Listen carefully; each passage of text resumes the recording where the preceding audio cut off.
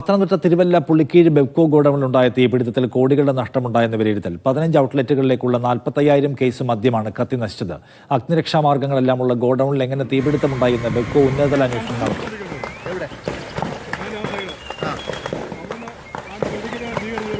അതിൻ്റെ കോസ്റ്റിംഗ് എടുക്കുന്ന ഓരോ ബോട്ടിലിൻ്റെ കോസ്റ്റിംഗ് വരെ ആയിരിക്കാം. പക്ഷേ 5 മുതൽ 10 കോടി വരെ ഒരു നഷ്ടമാണ് നമ്മൾ കാൽക്കുലേറ്റ് ചെയ്യാൻ പോകുന്നത്. അങ്ങനെ ആയിരിക്കും ഒരു എസ്റ്റിമേറ്റ്. പക്ഷേ ഇത് ഇൻഷുറൻസ് ഉള്ളത് കൊണ്ട്, ബിൽഡിംഗ് ഇൻഷുറൻസ് ഉണ്ട്, സ്റ്റോക്ക് നെയിം ഇൻഷുറൻസ് ഉള്ളത് കൊണ്ട് ഇത് ഉടൻ തന്നെ നമ്മൾ എല്ലാ ഡോക്യുമെൻറ്റ്സ് റെഡിയാക്കിയിട്ട് വി വിൽ ബി.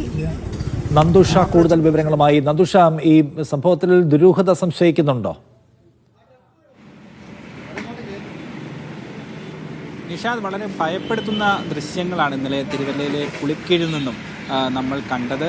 അതായത് തിരുവല്ലയിലെ പത്തനംതിട്ട ജില്ലയിലെ തന്നെ ബെവ്കോയുടെ ഏറ്റവും വലിയ വെയർഹൗസ് ആയിട്ടുള്ള പുളിക്കീഴ് വെയർഹൗസിലാണ് ഇന്നലെ തീപിടുത്തമുണ്ടായത്. ഔട്ട്ലെറ്റിനോട് ചേർന്ന വെയർഹൗസിലുമായിരുന്നു വലിയ തോതിൽ അഗ്നിബാധ ഉണ്ടായത്. സമീപത്തെ വെൽഡിങ്ങിൻ്റെ പണി നടക്കുന്നുണ്ടായിരുന്നു. ഈ സ്ഥലത്തു നിന്നും തീപ്പൊരികൾ തെറിച്ച് വീണാണ് ഇത്തരത്തിൽ ഒരു പ്രശ്നമുണ്ടായതെന്നാണ് പ്രാഥമികമായി ഫയർഫോഴ്സ് അധികൃതർ ഇപ്പോൾ വിലയിരുത്തിയത്.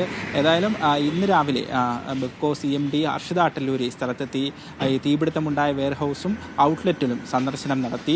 ഈ സന്ദർശനത്തിൽ നിന്നും കൂടുതൽ വിവരങ്ങൾ വ്യക്തമാവുകയും ചെയ്തു. ഏതാണ്ട് 45,000 കേസ് മദ്യമാണ് ഈ തീപിടുത്തത്തിൽ കത്തി നശിച്ചത്. പൂർണ്ണമായും തന്നെ നശിച്ചു എന്ന് പറയാം. അവിടെ നിന്നും നമുക്കൊന്നും റിക്കവർ ചെയ്യാൻ കഴിഞ്ഞതുമില്ല. കാരണം മദ്യക്കുപ്പികളായതിനാൽ വളരെ പെട്ടെന്ന് തന്നെ തീ പടർന്നു പിടിക്കുകയായിരുന്നു.